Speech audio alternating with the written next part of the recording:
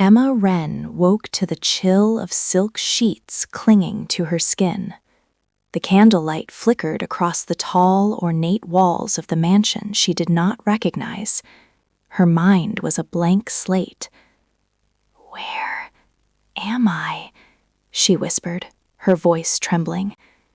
The echoes seemed almost to answer her, though the sound was too distorted to be human.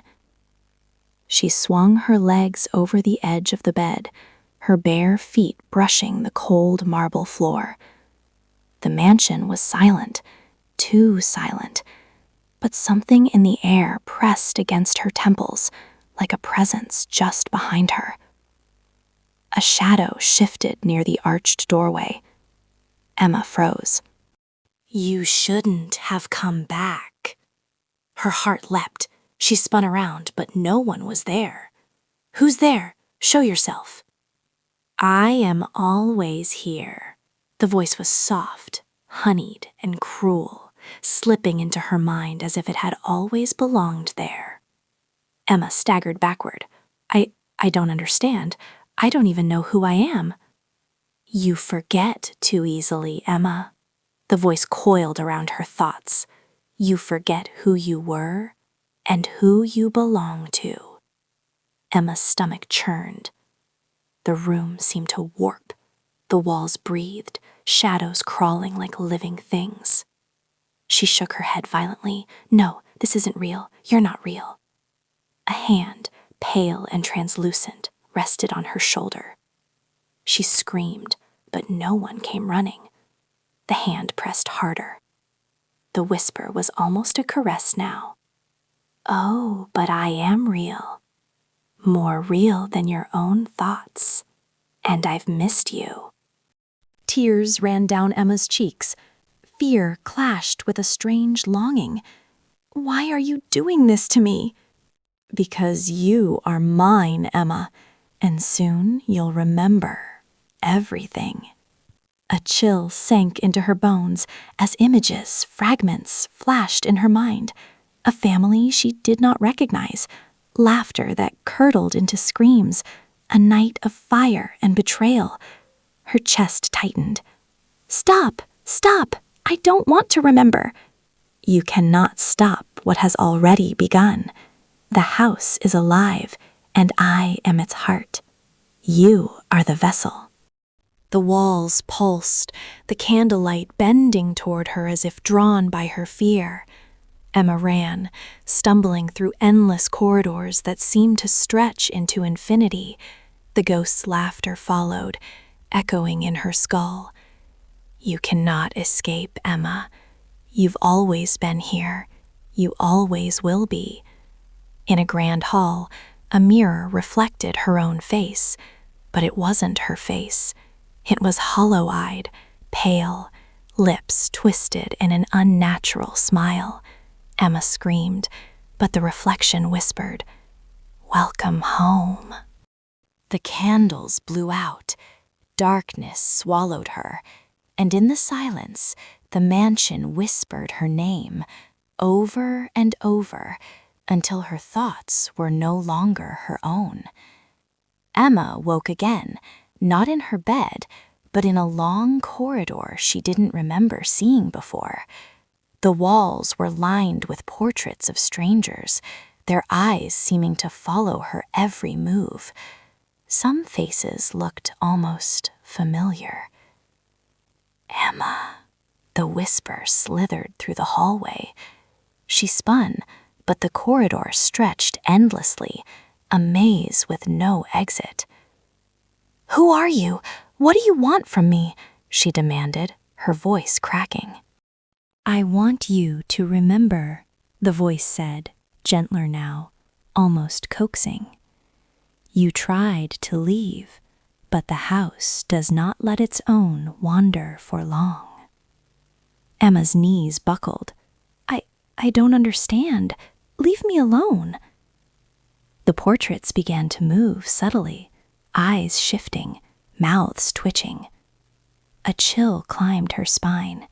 She realized then the mansion was alive, and it was watching her, shaping her, twisting her memories. Suddenly, a door at the end of the hallway creaked open. Drawn like a moth, Emma walked toward it. Inside, she found a grand library.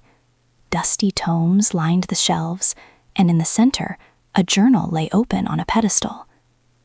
Her hand trembled as she picked it up.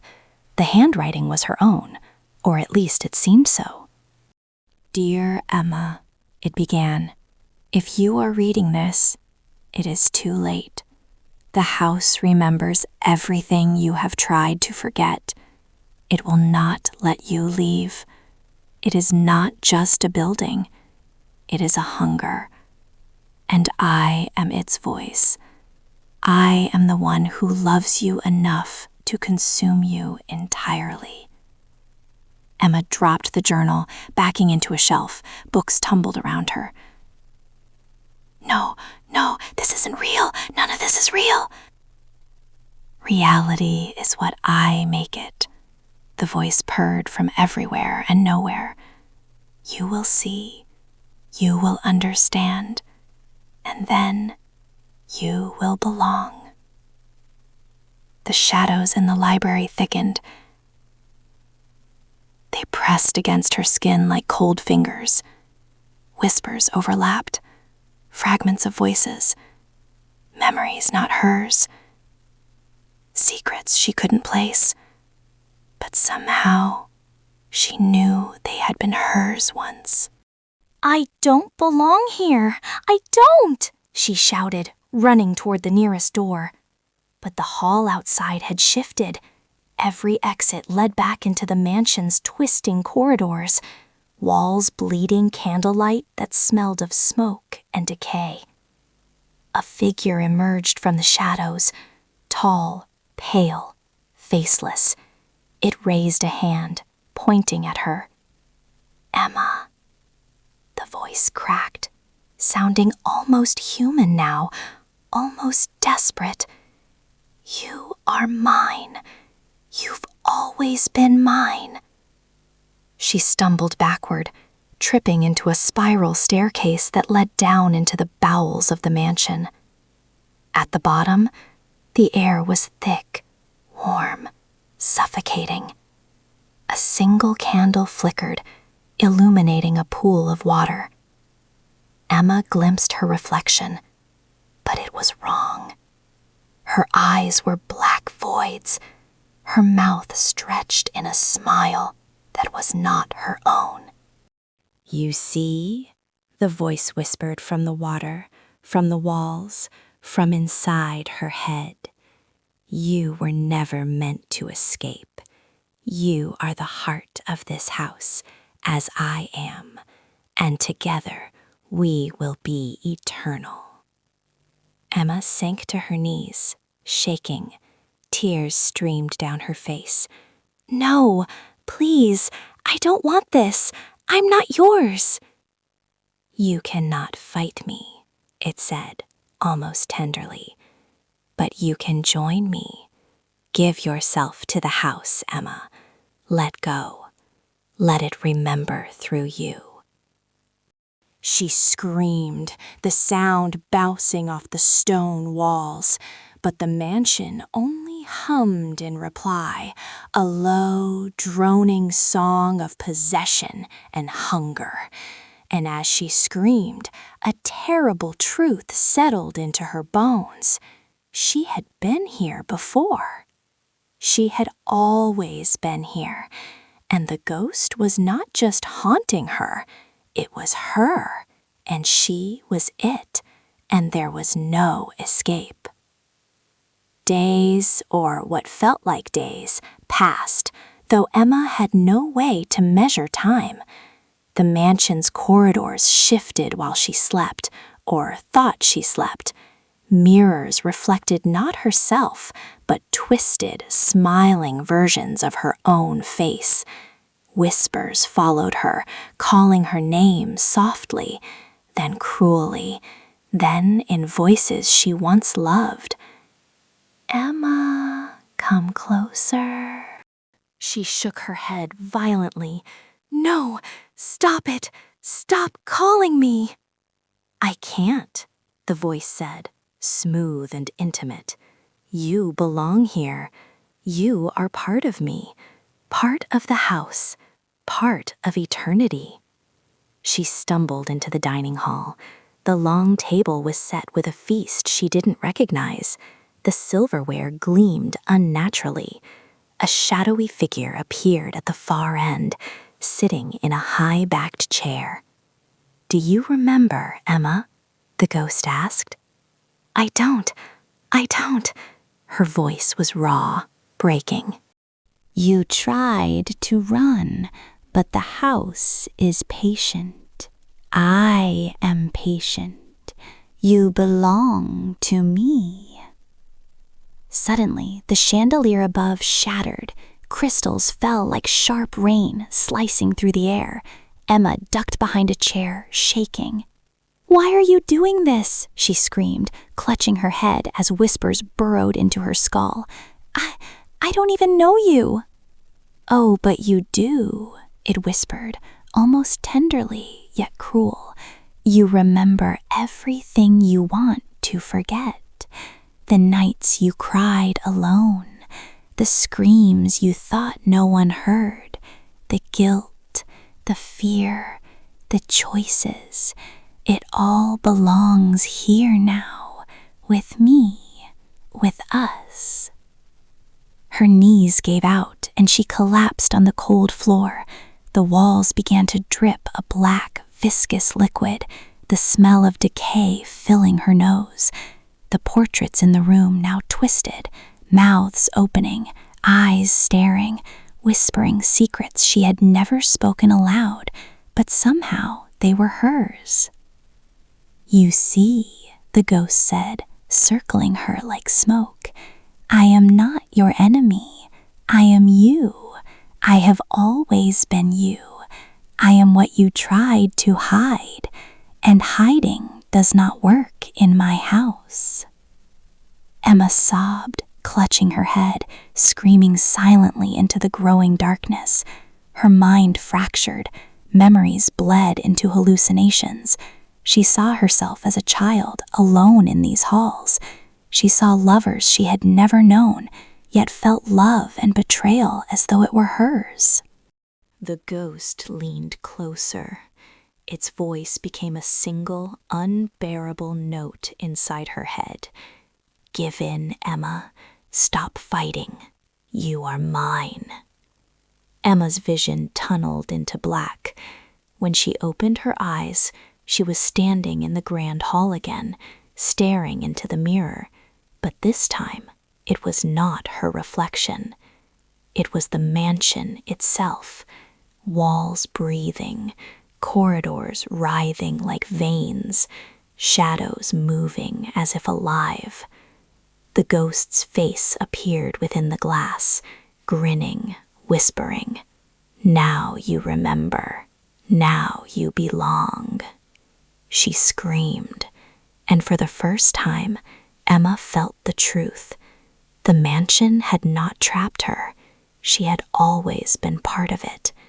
And the ghost, the whispering, laughing entity, was no stranger at all.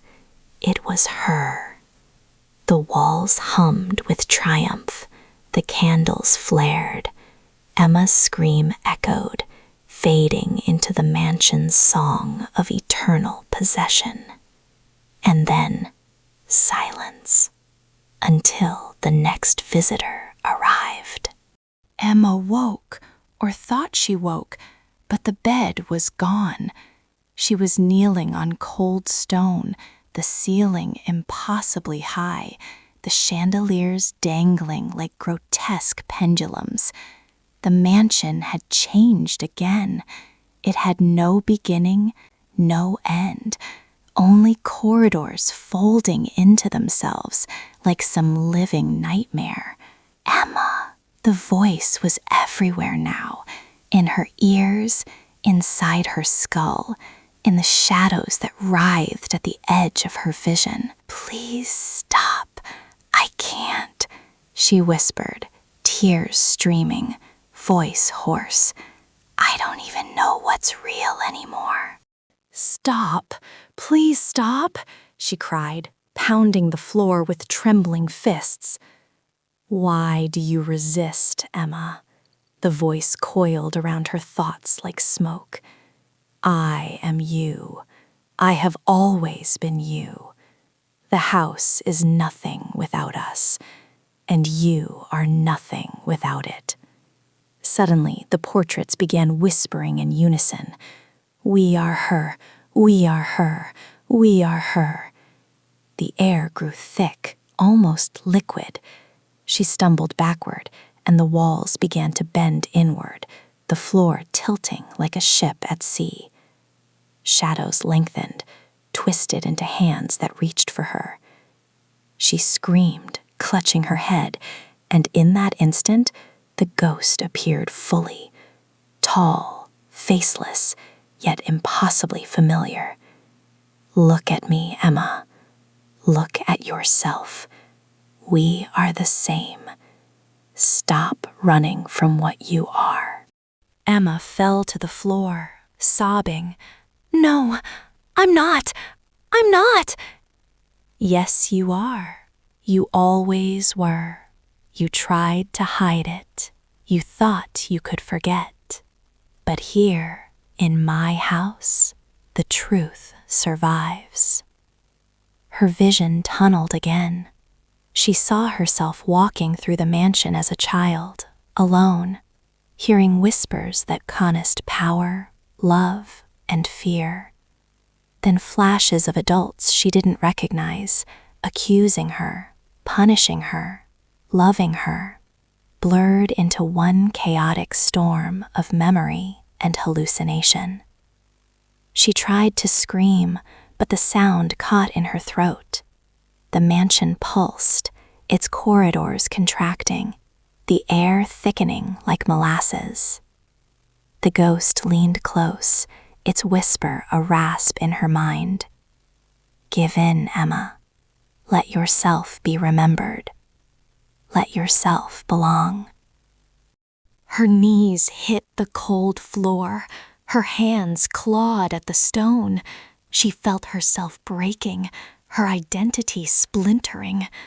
And then she saw it, a mirror suspended in the air, stretching across the entire hall. She forced her gaze into it. Her reflection grinned, and then it spoke.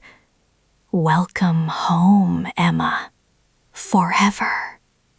The walls hummed, shadows danced, whispers multiplied, and Emma's scream became part of the mansion itself, a new echo in the endless corridors of the house. Somewhere in the dark, the ghost laughed, and Emma was gone. But her eyes watched from every shadow. Her voice whispered from every wall. Wait for part 2. Thanks for listening. Like and subscribe. And those who already subscribed, thank you.